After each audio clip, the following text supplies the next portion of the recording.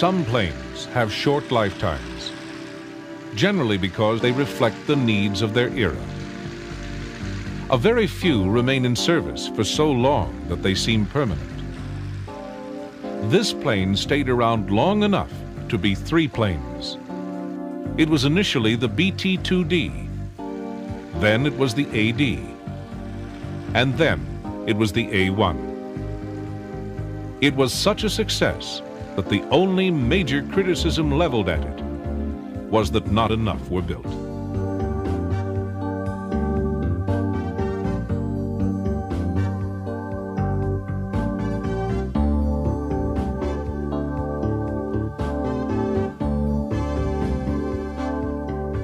The first Douglas Skyraider, known then as the Destroyer II, took off in March 1945, beginning a service career that was to stretch, unbroken, to Vietnam. After the last U.S. Navy A-1 combat missions were flown, the plane was still being used ashore by the United States and South Vietnamese Air Forces. Where or when the last Skyraider in combat service flew a mission is somewhat of a mystery. It's probable that they were in use in the African state of Chad as recently as 1979. Even as the Skyraider was in development, it was already widely believed to be obsolete. After all, it was designed and constructed at the same time as the development of jet engine aircraft, in an era that was obsessed with speed. While other designers were scratching their heads about the best way to get around the sound barrier, Douglas engineers were wrestling old-fashioned problems with propellers and radial engines.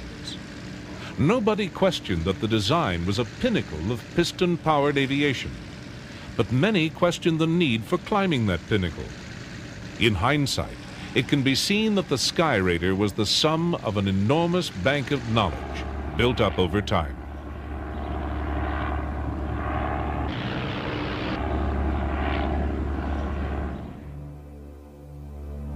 In 1925, just 20 years before the first flight of the Skyraider, the U.S. Navy had 1 aircraft carrier.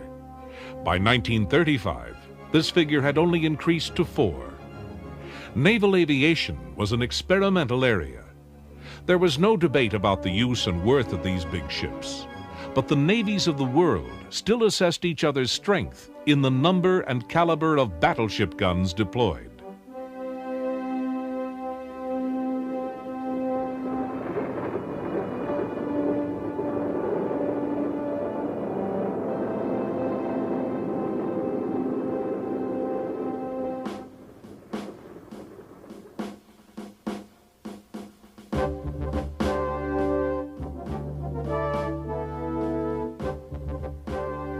Through the 20s and 30s, the numbers of ships and planes slowly increased. Experimentation and testing went a long way toward sorting out the systems, methods, and value of naval aviation. The increasing sophistication and expertise of the crews soon demonstrated telling points in the debate about the function and worth of carriers. It became evident to many that the future of naval conflict would be dominated by air power.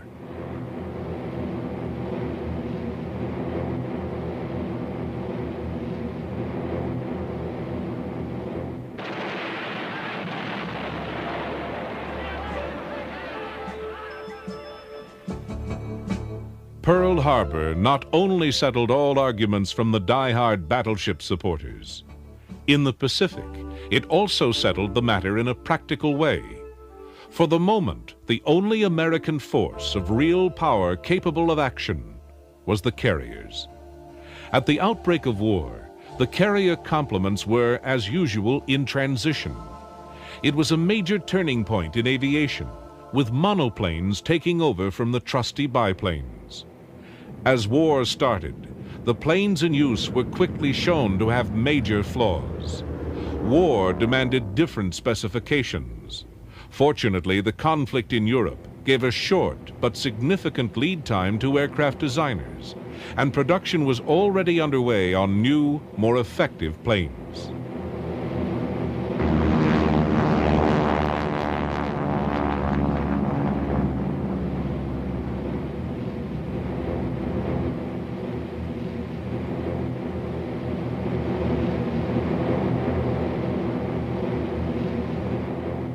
Curtiss Helldivers and Grumman Avengers were to carry the bulk of the weight of war for the U.S. ships.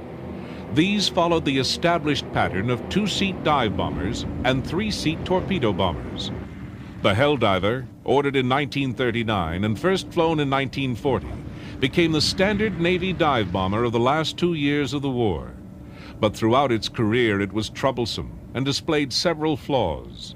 Among these were instability, an operational range of only 250 miles, and poor maintenance access. The plane had not lived up to expectation as a load carrier or for its short takeoff ability. But the Helldivers were the best planes available for the job, and they were used to good effect.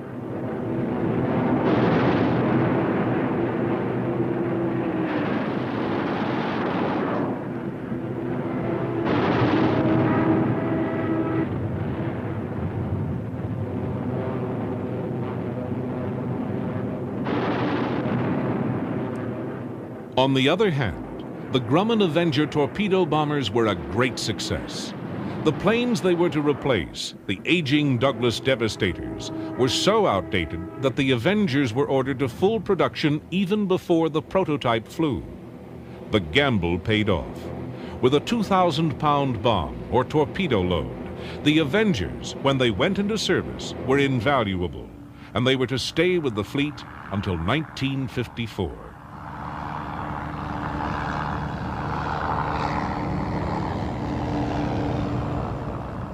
Another message was also loud and clear. The layout of attack and bomber aircraft had become outdated. The speed and firepower of fighters was such that there was no way for bombers to protect themselves. Their gunners were no deterrent to fighter attack. They needed to depend on their own fighter escorts for control of the sky. This meant there was no real point in the wasted weight of revolving gun turrets. The load would be better carried as fuel and bombs.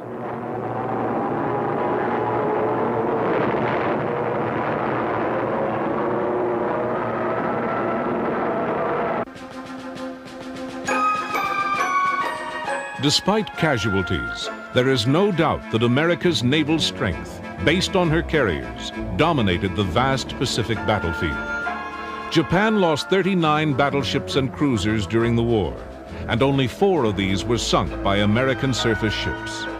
8 more were dealt with by submarines, and the rest, 27, were dispatched by carrier-based planes.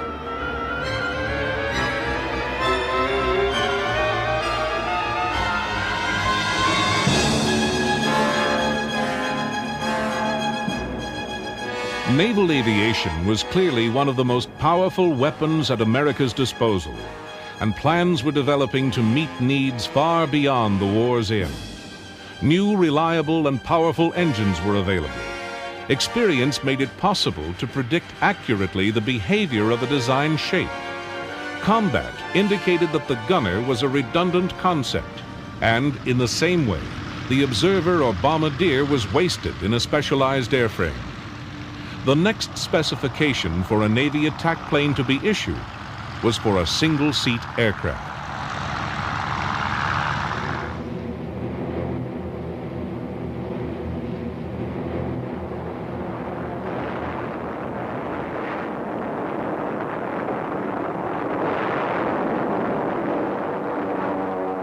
Douglas had been working on their submission, the BTD-1, from 1942, but it was clear that the plane, essentially a pre-war design, was no match for its competitors, including the formidable Martin AM-1. While war went on, the situation came to a head on the 16th of June, 1944, at a meeting between the heads of the Douglas team and Navy representatives.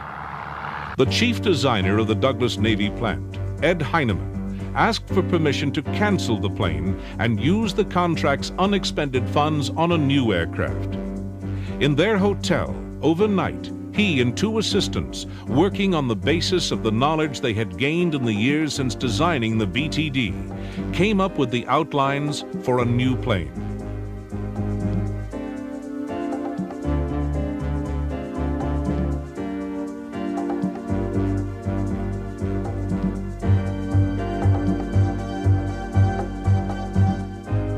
The sketches they presented the next morning, accompanied by their technical explanation, intrigued and impressed the Navy's representatives.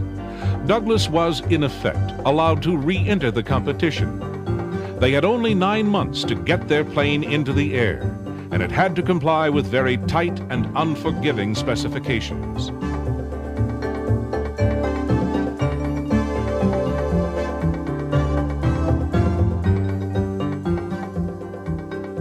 It was, in fact, 9 months and 1 day, 1 day late to its first flight. About an hour after takeoff, the test pilot was back on the ground, enthusiastic about the plane. It had exceeded his expectation, as it was to exceed the expectations of many people during its lifetime. But the war was drawing to a conclusion. Douglas, having produced the goods, faced the prospect of the market disappearing.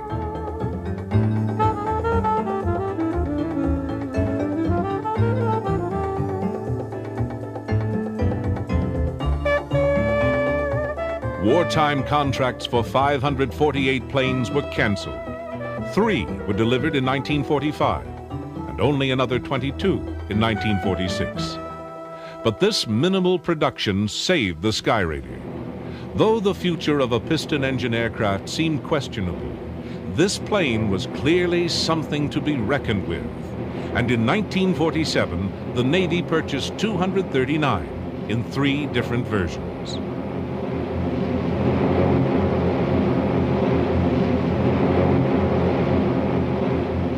In time, the new plane would operate in many other roles: ambulance, ECM platform, RPV or drone director, target tow, anti-submarine warfare aircraft, night fighter plane, rescue helicopter escort, early warning radar platform, and even as a transport seating 12 passengers. In all, there were to be around 30 major types and about the same number of subtypes. The Skyraider never ran out of uses. The 82 was a very stable aircraft. It was not difficult to fly. In fact, to check out, from going from one plane to another, going from training command, where I flew Corsairs, to the A-2, merely read the handbook and took open book test, and sat in the cockpit and learned the location of everything. And then it was time to go. It was very quick and a lot of fun. The 82 was a good plane to land on a carrier. I went on one full cruise of 6 months and never got a wave off. And I was not, I was not the exception. It was just a neat plane on a carrier. And when I was a young pilot, I even took off with the flaps up by mistake. Still got airborne. And it was just fine.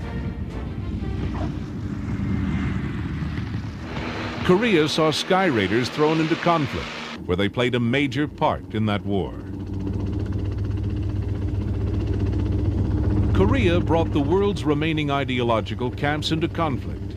Remnants of the 1930s school of dictators would be swept under the skirts of one camp or the other for the next 40 years, and history would come to see the Cold War as a continuation of the Second World War. On the ground, there were times when battles resembled World War I, with the new American technologies of war pitted against infantry armed with rifles and trenches. The helicopter became a major weapon. United Nations air domination was, for most of the war, complete. The services of Korea's giant neighbor, China, effectively replaced North Korean forces because these had been destroyed. China is still coy about what it cost to maintain the line near the 38th parallel. But that line would hold, and the war would be settled with pens.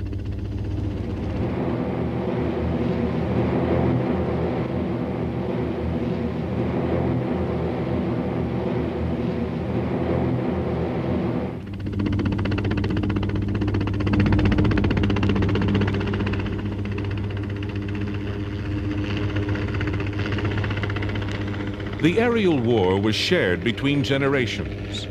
Jets were deployed, but their need for long straight runways hampered their effectiveness, especially in the frantic early days of the war, as the North Koreans swept the peninsula and captured all but the tiny pocket around Busan.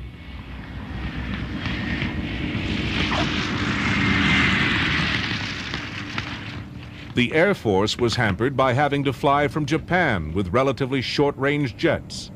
The Navy's carriers were called on for a high proportion of support for the soldiers fighting desperately to hang on.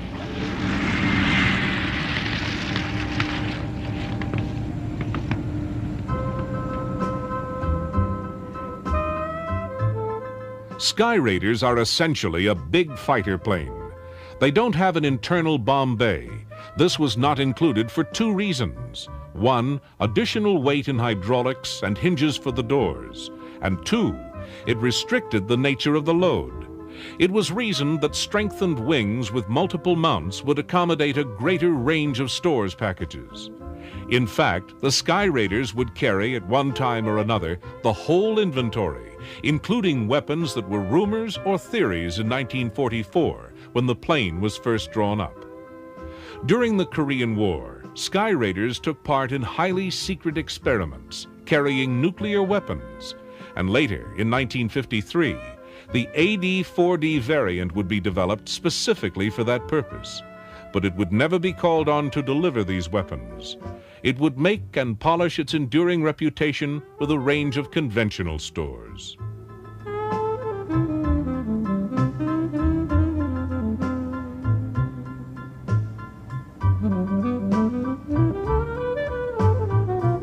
In the desperate days early in the Korean War, and later as the fighting dragged on, the Skyraiders were increasingly accepted as being the Navy's big punch. Their varied loads were delivered precisely and effectively, and could include rockets and napalm, and a range of small and large bombs to suit particular targets. Their loads had one other outstanding feature. They were enormous.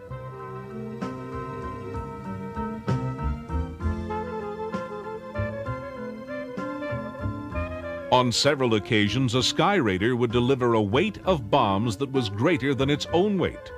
Loads of up to 14,000 pounds were carried in a plane that weighed only 11,000 pounds. This was well outside the parameters of what could be expected from most other aircraft in service, and the longer the war went on, the more additional orders flowed into the Douglas factory.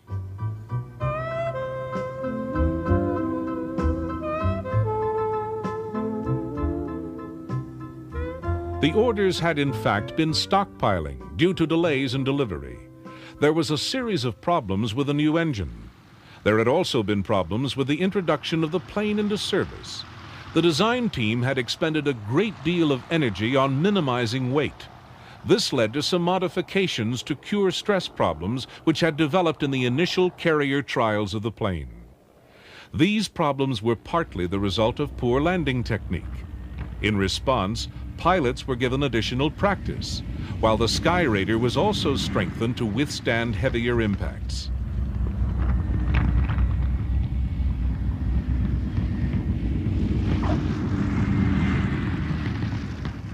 Most of the planes they served with in Korea were to be phased out rapidly. The jets because of the rapid developments in technology, and the piston planes because of their age. The Skyraider's future was also already being scrutinized in order to develop specifications for a replacement aircraft. The conclusion was a tribute to the big Douglas aircraft, because the Navy decided to buy 3 aircraft, splitting the roles performed by the Skyraider to a range of airframes.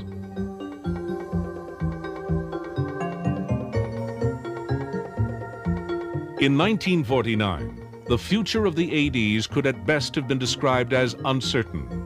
Very few could have predicted they would endure long into the jet era.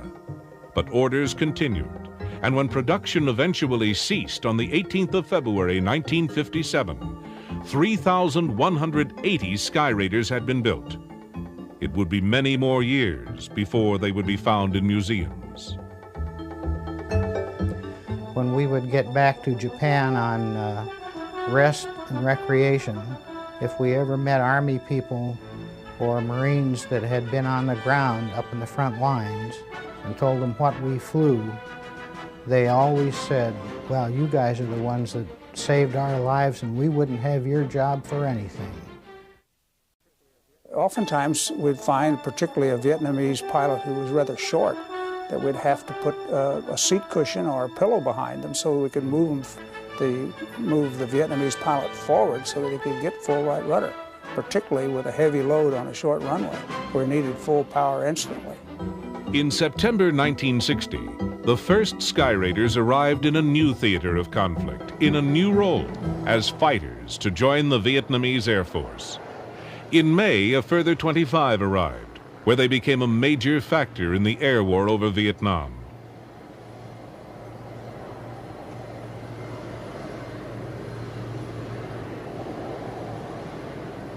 United States involvement with the Vietnamese Air Force grew, not only in supplying aircraft, but helping in many ways to tune the Vietnamese into a combat-ready force.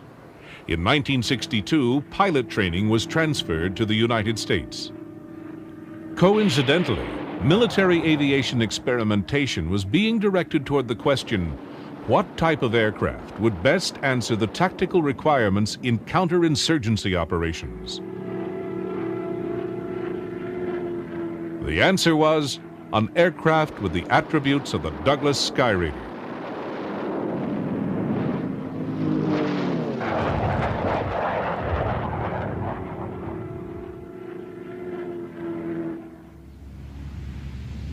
U.S. involvement with the Vietnamese Air Force had formally started in 1955, but it was not until the early 60s that U.S. advisors were sent to Vietnam in noticeable numbers. American pilots supplemented the locals. American administrators, ground crew, and trainers also multiplied, and the flow of aircraft continued.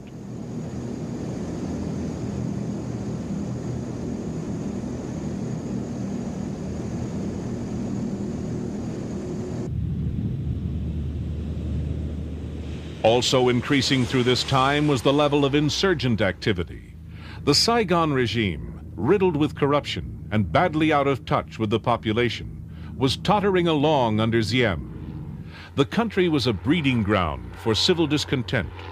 Leaflet drops and aerial propaganda broadcasting were no answer to the situation.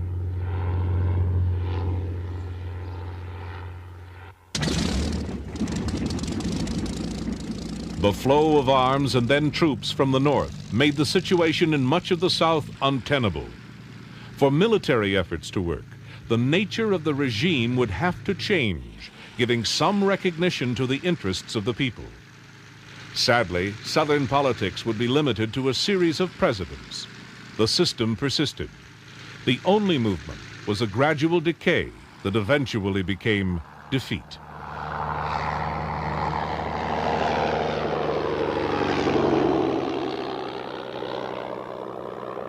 When they received their first Skyraiders, the Vietnamese were disappointed. They had been expecting jets. However, the Geneva Agreement outlawed the introduction of such advanced weapons into the conflict. The Vietnamese Air Force would not get its first jets, Northrop F-5s, until 1967. In the interim, they used a variety of aircraft in well-organized and effective operations against the guerrilla forces.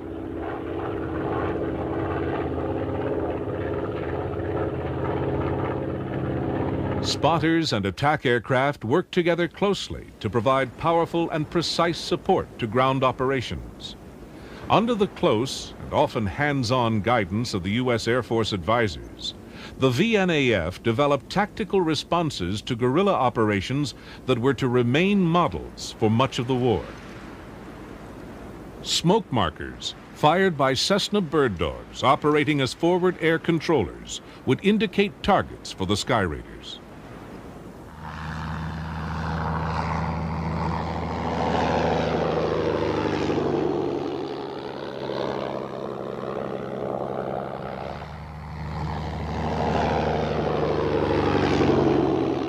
In 1962, the name of the Skyraider changed again with a revision of Navy nomenclature to the A-1. The Skyraider's third official designation actually suited the plane perfectly.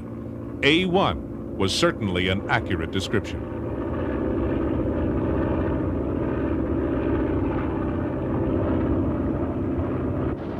Over the skies in Vietnam, Skyraiders performed an outstanding role in counterinsurgency. And another customer, the United States Air Force was soon to be flying them alongside the Vietnamese.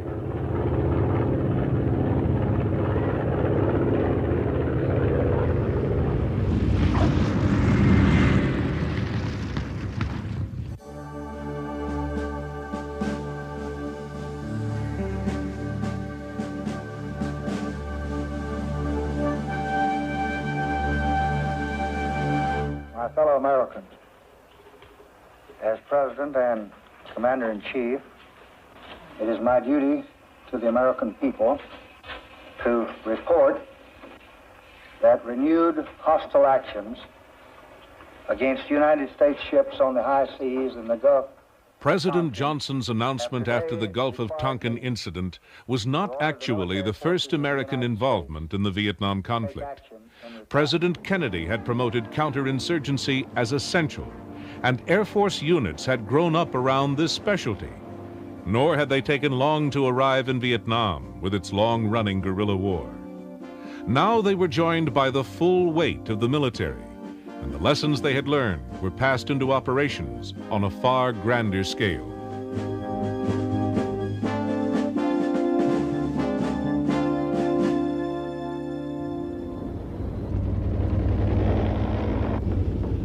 With the formal commitment of United States forces came a transformation of the conflict.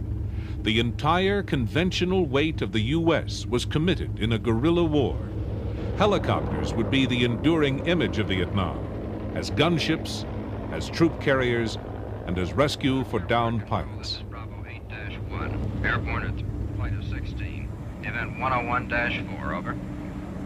Bravo 8-1, this is Clearwater. Roger. Your pigeons to Point Cairo, 28014, over. This is 8-1. The helicopters provided a focus for forces on the ground and became a persisting symbol of the conflict.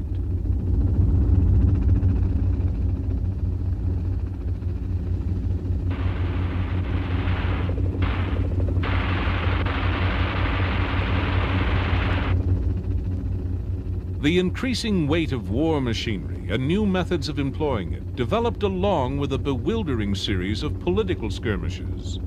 Together, these military and political developments gave new meaning to the expression, the futility of war.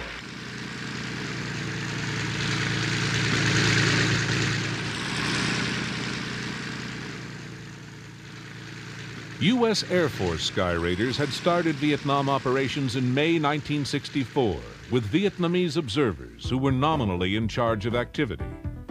The twin-seat A-1Es they used were to be the first of many U.S. Air Force Skyraiders to serve in the theater.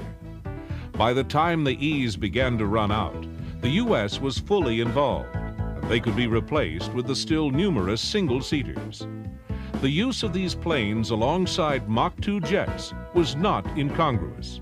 It was a result of specialization.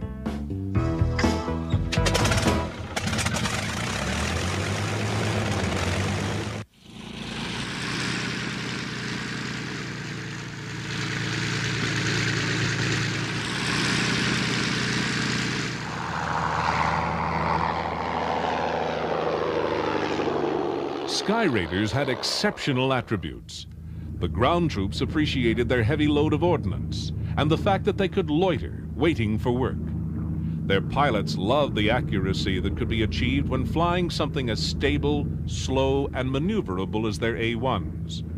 They were also grateful for the armored toughness of the planes, which could absorb tremendous battle damage.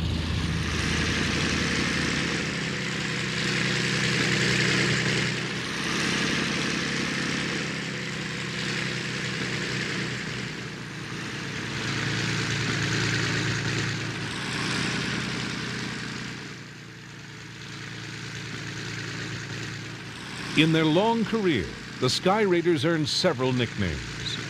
There was a drive to have them known as the Pulverizer, which never took.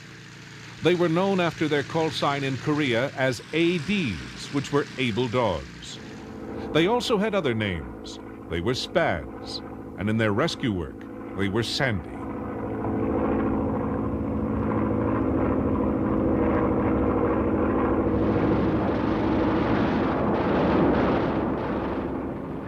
Their activity in close support was unmatchable. They pounded away with an accuracy impossible with supersonic aircraft. They provided this service in virtually all weather. When the jets were grounded, the Skyraiders were out there working. Admittedly, they offered a pretty good target. Someone who had been trying to hit a Mach 2 jet with the rifle would have welcomed the sight of a SPAD to shoot at. But the SPAD soaked up damage and kept on going, at least to the extent of getting home, even if they wouldn't fly again.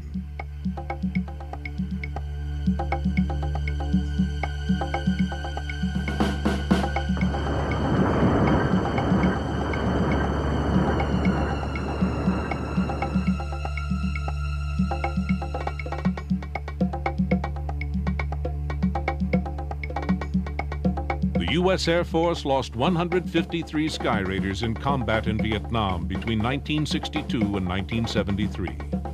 A further 41 were listed as operational losses. Considering the job they did, this is a testimony to the aircraft. 146 of the U.S. Air Force losses were caused by ground fire. Only 3 were lost to SAMs, 2 to MiGs, and 2 in attacks on airfields. This reflects the way they were used, in close support wherever the troops happened to be that day, or as escorts for rescue helicopters. Incredibly dangerous roles, day after day.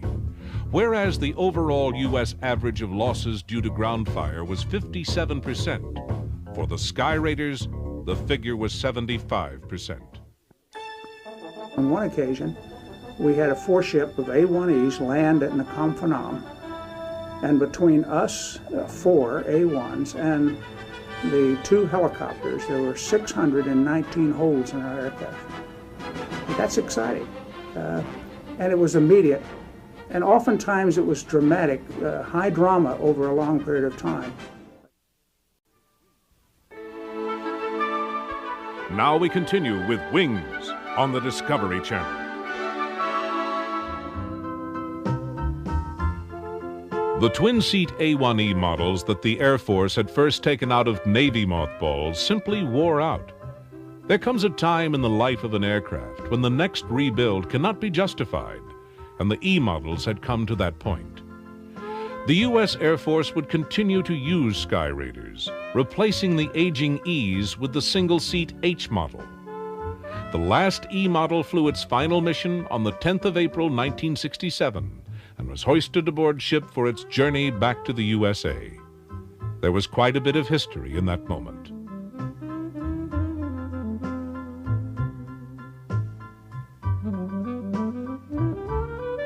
The nickname SPAD referred to a First World War biplane. At first, it expressed the scorn of the jet pilots for the lumbering old war horses that cluttered their airfields. However, the SPADs in Vietnam changed that scorn into grudging respect, and then into awe. In time, many of the jet jockeys would owe a great deal to the SPADs, because Vietnam had given the Skyraiders a new task. Many knowledgeable people maintain that the SPADs found their finest hour in this new role: rescue helicopter escort.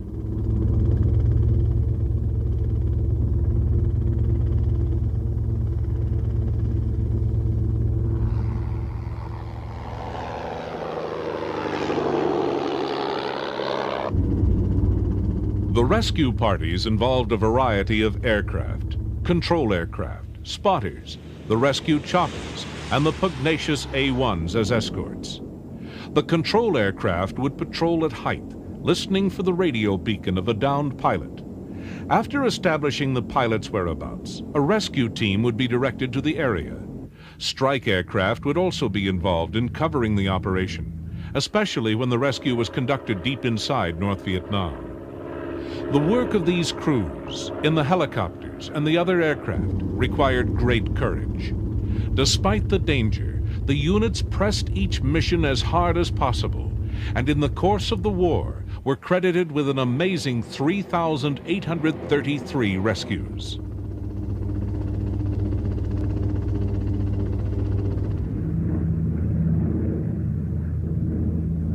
Rooster lead, this is Crown 1. We're verified your identity. Sandy's are en route. will arrive in your area in 8 minutes. Jolly Green's in 19 minutes.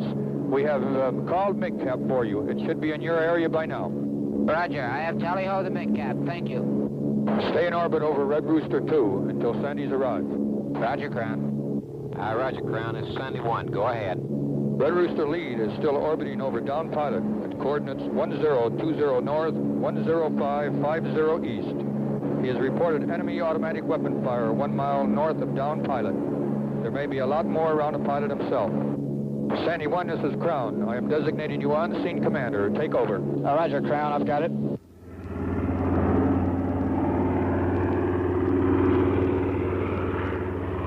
Skyraiders filled the role of escort well.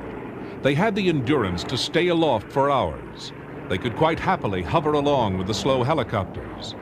At the location of a rescue, they could bring their firepower into play to suppress any hostile activity in the area, allowing the Jolly Greens to go about their business with little interference. For these missions, the Skyraiders were fully loaded with ordnance and ammunition. Because of the vulnerability of the helicopters to ground fire, it was essential that enemy activity be suppressed before the choppers presented themselves as stationary targets hovering above the downed crew. As a result, the A-1s would engage in what was referred to as trolling for fire. This consisted of flying low and deliberately drawing fire from enemy guns near the scene. When these guns had been located and silenced, the air would be safer for helicopters. It did, however, make a Skyraider a dangerous place to be.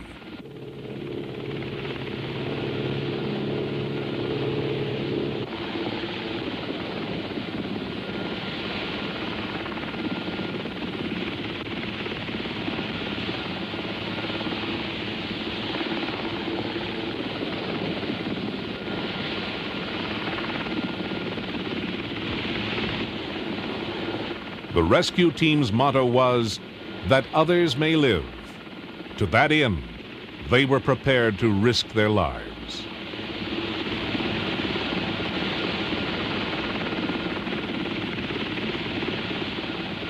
The parajumpers, the men who went down the wire to the pilot, were trained scuba divers in case the rescue took place over water.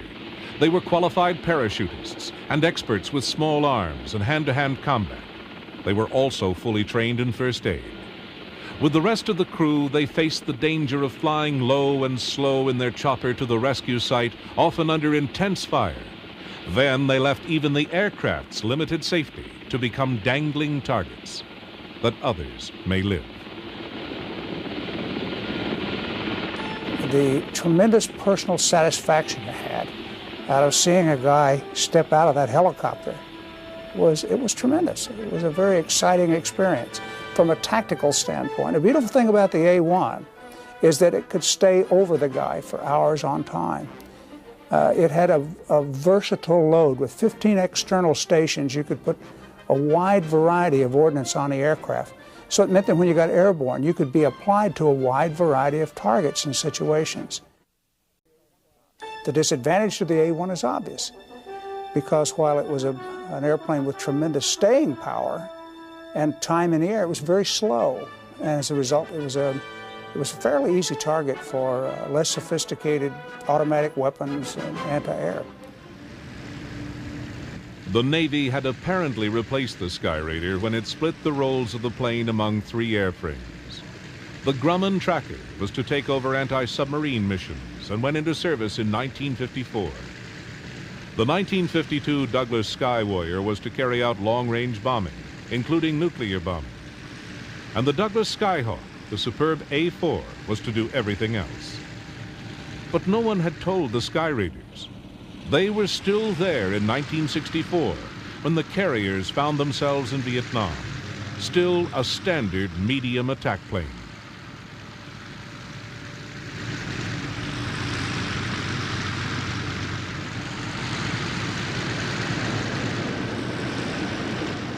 Certainly the other types were there as well, but mingling with the screaming jets of the Phantoms, Skyhawks, and Vigilantes was the throbbing piston-engine roar of the Skyraiders. They were an important part of the striking power of the carriers in the early years of Navy involvement, and their slow and accurate attacks brought huge bomb loads to targets with deadly effect.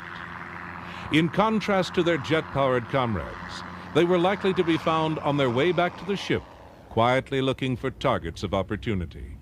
Their accuracy, huge loads, and long range made them uniquely valuable.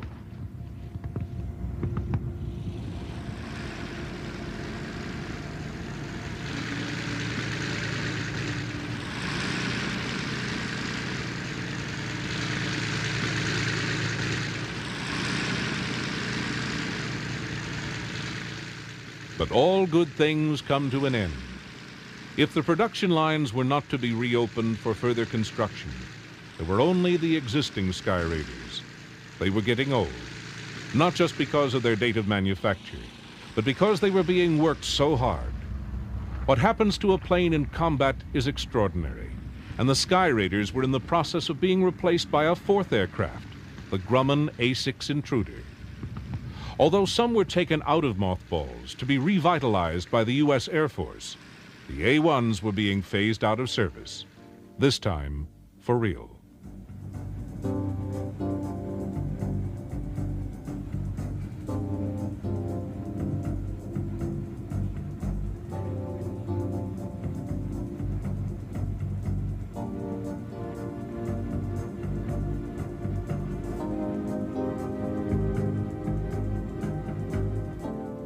On Sunday, the 20th of February, 1968, Lieutenant Theodore Hill landed his Skyraider on the USS Coral Sea after completing a combat mission over Vietnam. He was 23 years old, and the Skyraider had been in service for 23 years. He had just completed the last combat mission of U.S. Navy Skyraiders. That was it. The old planes had finished their Navy service.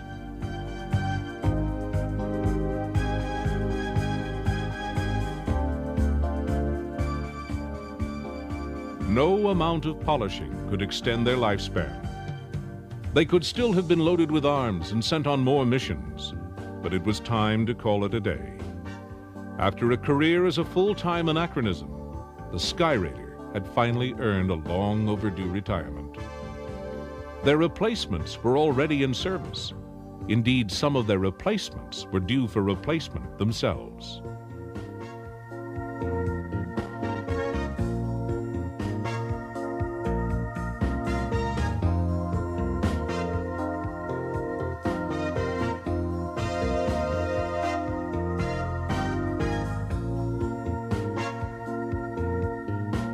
Pilots had a love affair with their A-1s. They were disappointed that they had to give up the Spads. This was no reflection on their new planes, but there was simply no replacement for the seat-of-your-pants flying, the ponderous but dynamic control, the stability, the leisure, the intensity of action, the accuracy and power of the Skyraiders. They flew such long missions that the pilots often took their lunch with them. Substitutions were made for the Skyraider, but there was never a real replacement.